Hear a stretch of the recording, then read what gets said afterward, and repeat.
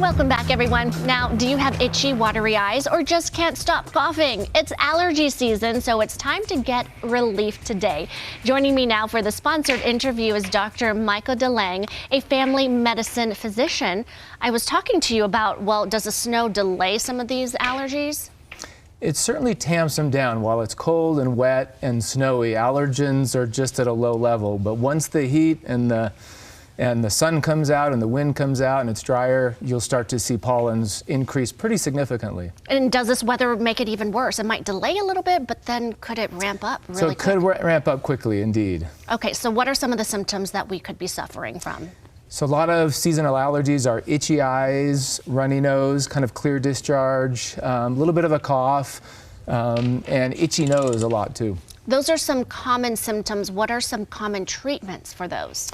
Treatments are mostly aimed at prevention, like try to keep away from the pollen. So you want to keep your house kind of closed, keep the windows closed, keep the windows in your car rolled up. Don't wear shoes in the house, wash your bedding, shower in the evening to wash the pollens off, wash your bedding a lot, and also just avoid the triggers that you might be sensitive to. So what is the most common thing that causes the allergy? Is it the trees, the grass, all the things? What comes first? So early spring, trees are starting to shed pollen. So that happens early spring. Late spring, you start to get grasses like Timothy grass and Johnson grass and Bermuda grass and oak grass. And then later spring, probably summer and even early fall, are weeds like ragweed and thistle, pigweed and sagebrush and things like that. So timing is important in all of this and knowing which one you're more susceptible to. Correct. So when you know that, do you avoid going outside? What do you do? Yeah, so you want to avoid activities usually during most of the day, like from kind of mid-morning to mid-afternoon is the peak of allergens. So if you're going to exercise, do it early morning or late in the day. Move activities away from your peak pollen time and you can avoid some of the triggers. And then flare-ups can happen if you don't do those things. Exactly. Okay, and so flare-ups could be in the form of?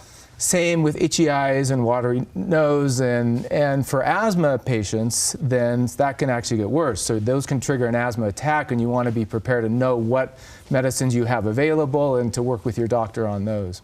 And so with asthma folks, they are in tune with what they're most allergic to too? Exactly. Well? So they should have a plan ahead of time so they have medicines available in case they're noticing their symptoms getting worse. They have a rescue inhaler on hand that they can use, and there's some newer medicines around like biologics as well, which can help more on the prevention side of things. And so if there's ever a question, or maybe sometimes can allergies change in yourself and how you react to them? Generally, yeah, it depends on the season and how bad allergens are during a particular season. Some people that are flaring during this time of year, of course, are more seasonal, but a lot of people have year-round allergies for dust mites and indoor molds and things like that. So it really depends on what you're allergic to. And so usually some of your allergies don't change a lot, but you get to in a pattern of where you recognize when yours are flaring. Ever a question, you could talk to your doctor, right? Yes. And have, there are a lot of over-the-counter medicines available, like antihistamines and nasal steroids, some prescription medications as well.